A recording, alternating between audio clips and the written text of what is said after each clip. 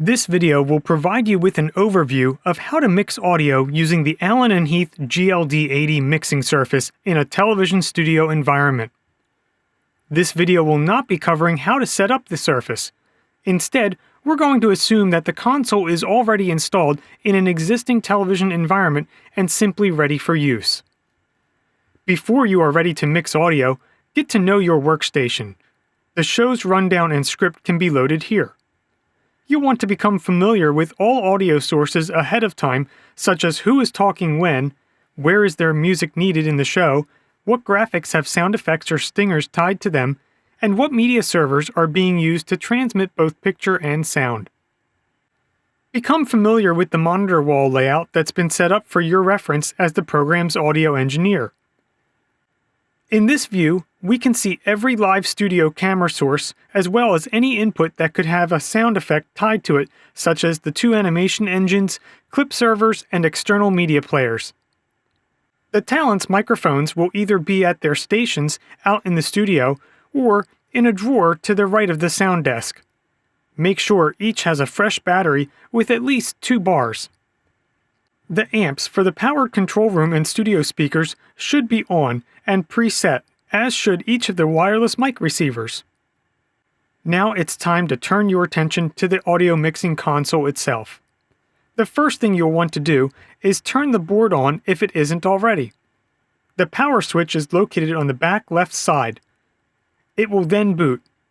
Remember that if you are using the board to host and route sources using Audinate's Dante network, that you'll need it powered on even if the mixing surface isn't actively being used in order to connect to those sources with your digital audio workstation or editing bay. When you are a new audio engineer first sitting down at a console, it's important to understand how the console is set up and how all of the sources and destinations are configured. Looking at the touchscreen, the first section it will bring you to is the processing section. The Home tab initially presents the user with useful tools and information such as the firmware version, default user that the system logs in with, connection status to the mixing surface, and any expandable options along with the tabs for customized monitoring and signal analysis. This is also the screen that can be used to lock the mix surface or power it down, just like you would a computer. The Quick Start Mixing Guide can be a helpful set of reminders if you ever forget any of the content covered in this brief video training. The on-screen help manual is useful anytime you require more in-depth assistance. Remember, both of these features along with the main power and login information are all grouped under the processing section of the touchscreen. The next section is the metering section. This allows you to see activity on all of your inputs and outputs. Its tabs are divided into groupings such as inputs, effect processors, output mixes, 4 user-customized combinations, and a real-time signal analyzer.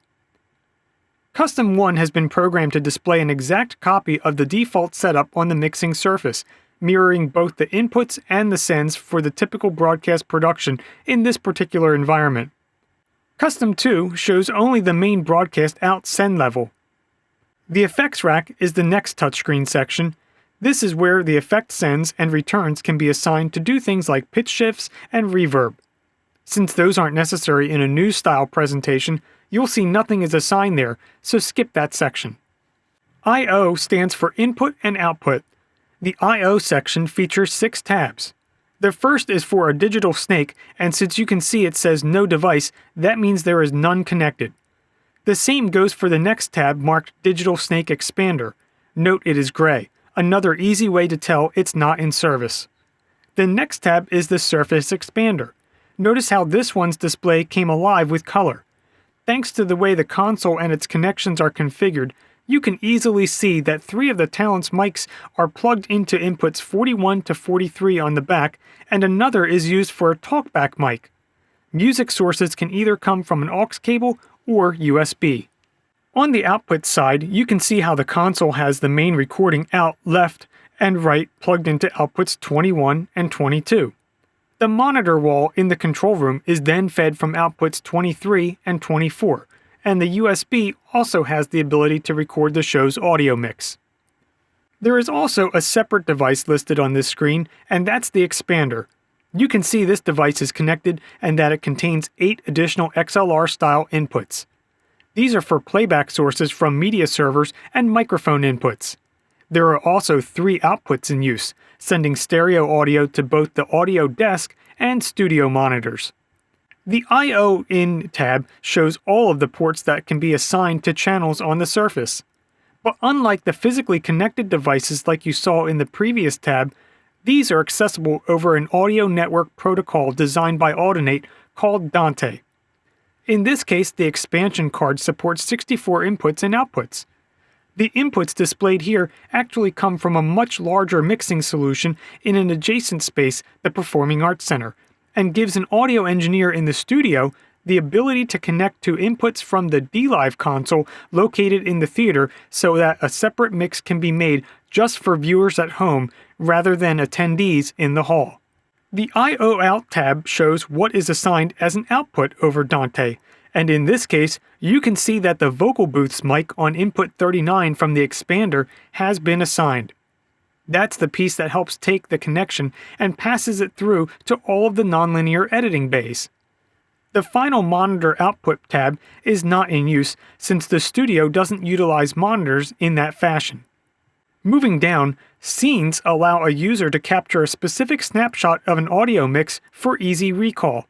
For example, an audio engineer could think of every possible combination of mixes and program each as a scene. Then, those go into a scene bank known as the Scene Manager. From there, a cue list can be derived based on the order and what is needed for that particular show. The scenes get dragged and dropped from left to right, and then the soft keys labeled back, next, and go can be used to advance between each during a show to allow for easy mixing with some automation. The ganging section of the touchscreen shows you which input channel strips are linked together. Think left and right. The purpose of this is so both equally react when one's fader is adjusted. Your login may be locked out of being able to make changes to this screen, but you can still see that there are 3 sets of ganged inputs set up. The last section of the touchscreen is the setup screen.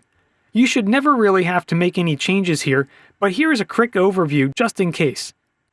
The Audio tab will start you out with the PAFL sub-tab auto-selected. Think of PAFL as solo from your editing timeline. You'll see that by default, the additive mode is disabled. Additive would be if you want to solo a group of channels at the same time, bringing each one on one at a time. When that is turned off, only one source can be soloed at a time using the headphones. If you are adjusting a particular channel's audio, you'll need to have it selected, and so you'll probably want to solo it so you can hear your adjustment, but not always. You could press PAFL and select separately, or with the Select Follows PAFL turned on, have the mixing surface save you a step and automatically select with PAFL so you can hear your adjustment just in case. The Talkback mic is the microphone attached to the gooseneck and is called that because it's used to allow the audio engineer to talk back to the studio. This is helpful when performing a sound check with the talent. Since the Talkback doesn't have a channel strip dedicated to it, if you need to adjust the mic's sensitivity, you would do it from this next tab, using the Rotary knob to increase or decrease the trim value in decibels. Its routing is locked, so you won't be able to make any further adjustments. Only engineering can use the next sub-tab used to turn on and control the signal generator. This transmits pink or white noise you often might associate with snow on the television screen, or a tone that can be adjusted by octaves to ensure the full spectrum of sound can be heard from any speaker or source connected to the mixing surface.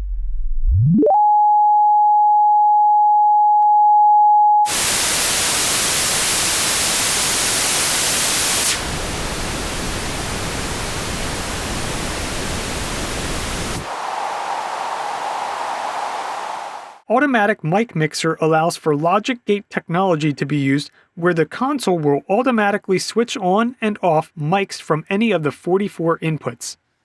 The next tab is for USB audio, and it loads all compatible audio files found on the USB as well as allows them to be selected and played back.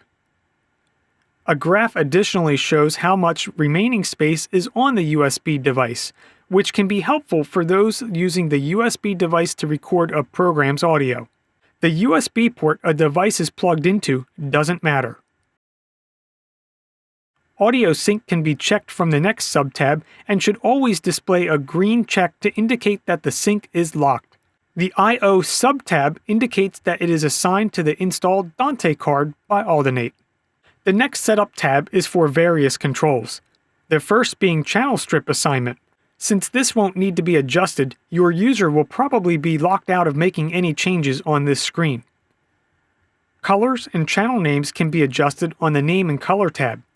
Soft key programming can be mapped using the Soft Keys tab. The Custom 1 and Custom 2 rotary functions can be assigned under the Surface Preferences subtab. They are preset to be compressor threshold and high-pass filter frequency, which you'll learn more about in a bit. MIDI is not in use, but that's the next subtab, followed by the LED strip LCD and touchscreen dimmer controls. That's why this button has a light next to it as an icon. The Memory tab of the Setup selection screen can be used to store and back up or load saved settings and configurations. The types of settings saved are shows and libraries. The Configuration tab allows for users to be set up and their permissions configured and assigned. Finally, the Utility tab allows for diagnostics and troubleshooting. It contains the logs, motor calibration, and firmware update screens. Now that you are familiar with the touchscreen, let's move on to the channel strips. The good thing to understand here is that once you know one, you know them all because each operates in a similar fashion, only controlling a different input device's sound. To help you understand how all of this works together to mix the sound you're accustomed to hearing, let's begin with a basic sound check. Upon reviewing the show rundown and checking that all of the audio hardware is energized, the audio engineer will ask the talent to perform what's known as a sound check. This allows them to dial in settings specific to each person's voice. In order to communicate with the talent in the studio, 3 things must occur. First, you need to ensure they'll hear it out in the studio. That means we need the aux send that delivers sound to the speakers in that space to be up. Then, make sure any on-off switch on a mic being used as the Talkback mic is turned on. In fact, it can probably be left on if there is one, and that's because the third step is to press and hold the talk button, which will act as the microphone on-off switch. Muting it once it is no longer pressed. Announce you'd like to do a sound check and ask for a specific talent to turn on their mic and start talking. If a microphone is not transmitting audio, yet has a good battery, check to make sure it is assigned the proper frequency. A chart has been posted to help act as an easy reference. Use the mode and set buttons on both the receiver and transmitter to change the frequency until you match them to those on the chart. Chances are, if you need to do this, it's because the transmitter inadvertently had its programming changed. The talent should have their microphone placed at the bust level. The stage manager will ensure it is properly placed and that no hair is in the way of the microphone. Once you confirm the transmitter is sending audio to the receiver, it's safe to assume you should be getting audio at the mixing surface. Make sure your touchscreen is set to processing. Each channel strip has a rotary knob, mute, select, mix, and baffle buttons. It also has a motorized fader. Slide up the fader to 0 and unmute the channel if it isn't already unmuted. The mute button will light up red when a channel is muted, allowing you to preserve your fader position without transmitting any audio at that level. Next, select the channel you wish to adjust where you're seeing signal bounce.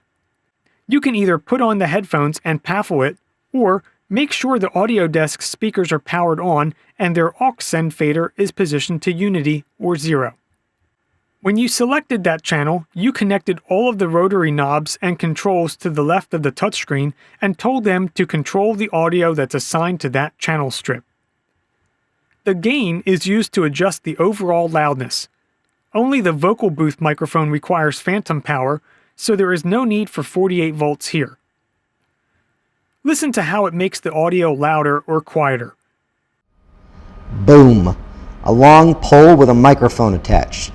Booms are usually held above the actors to record. To properly set up your gain structure, you want to have your fader positioned at unity or 0 decibels. That way you know that whenever you position the fader to that spot, it will be the same volume level as when you did your sound check. Pressing select allows you to see the preamp level as a numerical value on the touchscreen at any time. It also gives you a more detailed view of the signal meter. With the fader at 0, adjust your gain so that the signal, or in this case the person's voice, is only slightly peaking into the yellow region at times, but mostly staying in the green area around 0. If at any time the input source audio starts to peak, you'll know because peak will indicate and light up red on both the channel strip and the preamp area if it's selected. There are 2 preamp options on the touchscreen.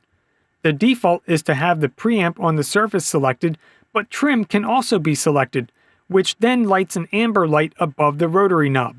What's the difference? The gain determines how much the signal is amplified by the preamp, and the trim happens after the analog to digital conversion for finer adjustments. The trim should be kept to 0 since the preamp is not being shared for something like a monitor mix by a band. An input's preamp settings cannot be scene-safed, however, the trim settings can be.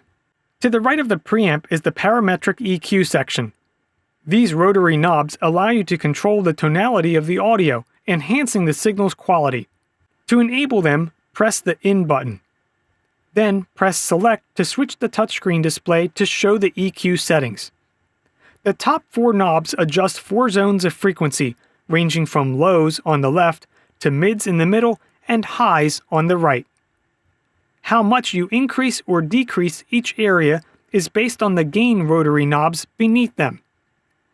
The frequencies being controlled and the ranges can be adjusted by either using the touchscreen or using the knobs.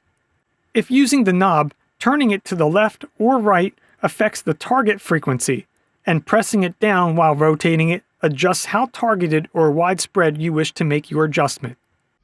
Romance, a film with a story about a love relationship between 2 characters. Romance films aim to create strong emotions from the audience.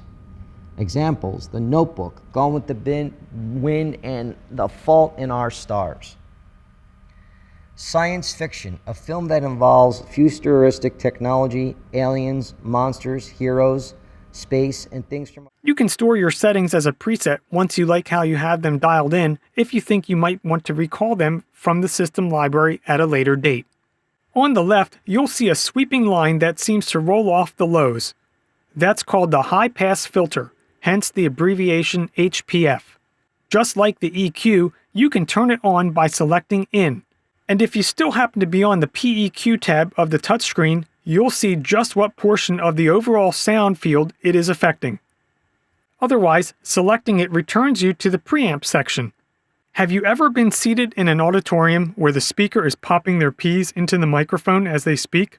The high-pass filter actually is one tool audio engineers use to diminish that unpleasant sound, or the low rumble of wind in a microphone. Harry Potter. But be careful, because with too much adjustment, you can start to roll off the mids and affect the overall tonality of the audio, which you don't want to do. I have lost count of the number of times I've gone to a location to film and then realized that I've forgotten something very important, usually batteries, media cards, or cables. The high-pass filter is to simply enhance the experience to prevent those sudden low-end pops. The compressor can help smooth out an audio source that's constantly going from one extreme level to another, saving you as an audio engineer from having to constantly adjust the fader position or gain structure. Select it and then turn it on by pressing In.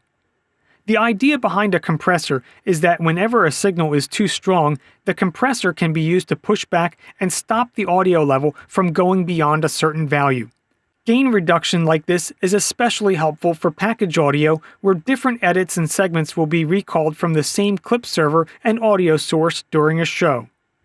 It can also assist you during a heated debate on set by helping to keep the talent at an even volume level. Use the threshold knob to pinpoint at what point the audio needs to rise above in order for the compressor to kick in.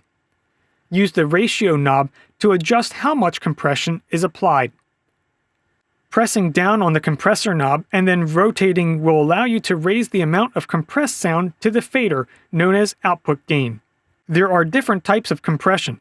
The auto compressor emulations adjust the attack and release according to the dynamics of the signal, which can sometimes be better for avoiding pumping effects.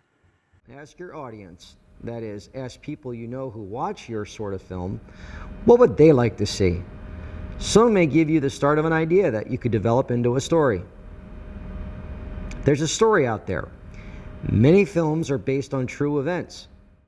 You can store your settings as a preset once you like how you have them dialed in if you think you might want to recall them from the system library at a later date. Also on this screen is an area in the upper left called the side chain filter. This can be used to filter out false triggers for the compressor.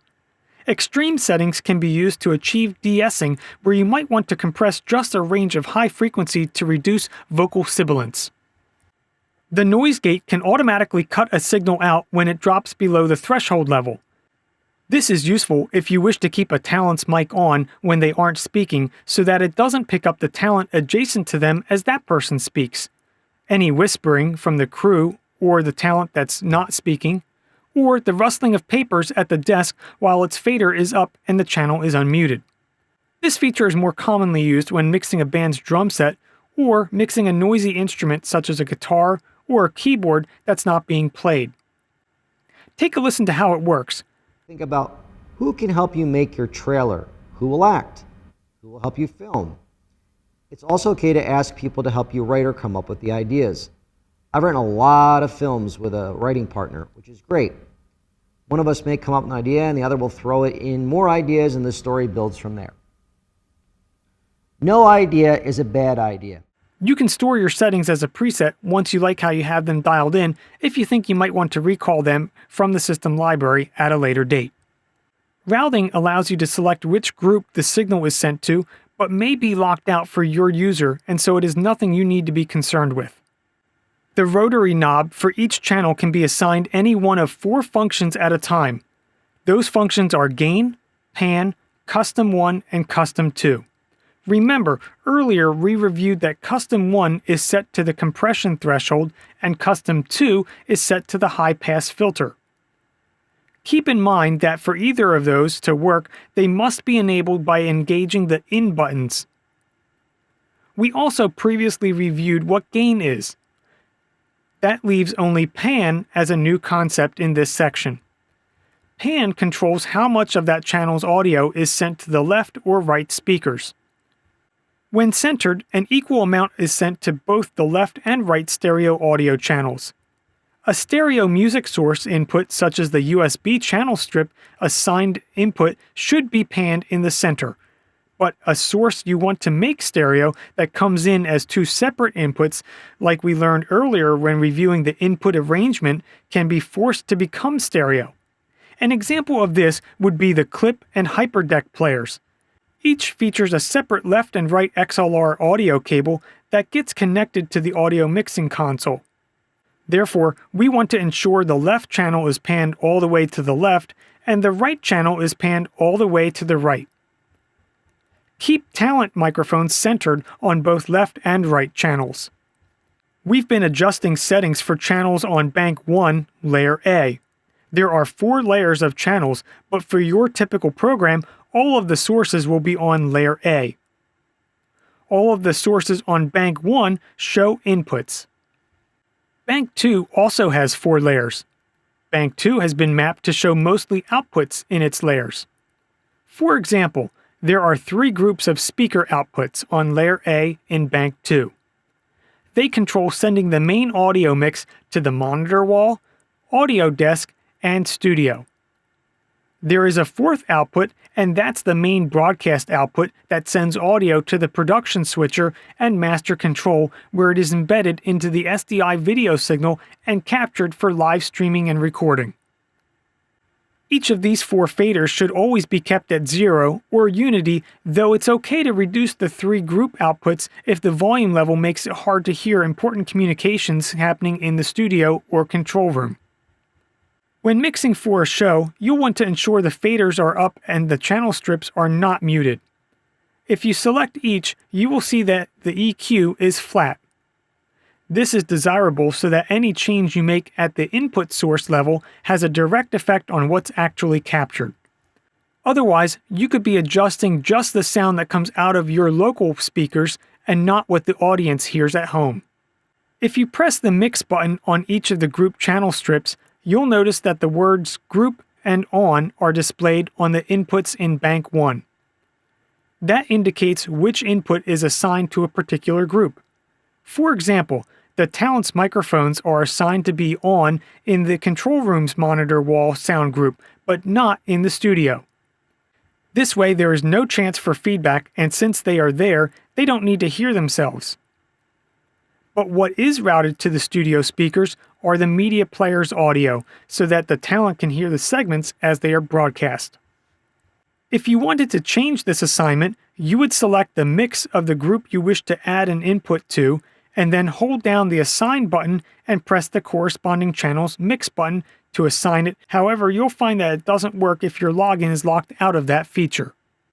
Pre-fade and post-fade are assigned the same way, but also not used in a typical studio environment where there are no monitor mixes. The idea behind that concept is whether or not you want the sound to be routed to a particular destination, such as a band's monitor wedge, before the channel fader adjustment. Think about it if you were a musician in the vocal booth laying down a track and there was a click track being played in the headphones. If it was pre-fade, you would always hear it at the same volume, but if it was post-fade and someone brought down the fader, you'd also have no volume in your headphones. Scene safes allow a channel strip to ignore the directions they receive when a scene is recalled. This is a button you would only use if running the show with some automation using the scenes and cue playlists highlighted earlier. To assign or unassign a scene safe, follow the directions on the console. Press the Mix button with the Safe button for any input you want to assign as an input safe from any scene advances. Once you do that, the word Safe will appear in the channel strip's upper right-hand corner. Holding down on the Safe button will highlight any input that it's assigned to.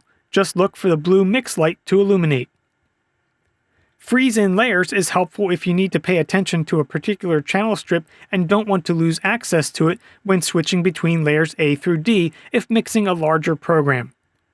Just like with the Scene Safe, you would activate it by pressing the Mix button on the channel strip you want to freeze in place along with the Freeze button. The only gotcha is you won't be able to see any channels on other layers if they align with that particular channel's same position. See, as layers are changed, that same input now remains as a constant. Again, holding the Freeze button in allows you to see which channels have it assigned when looking at the Mix button.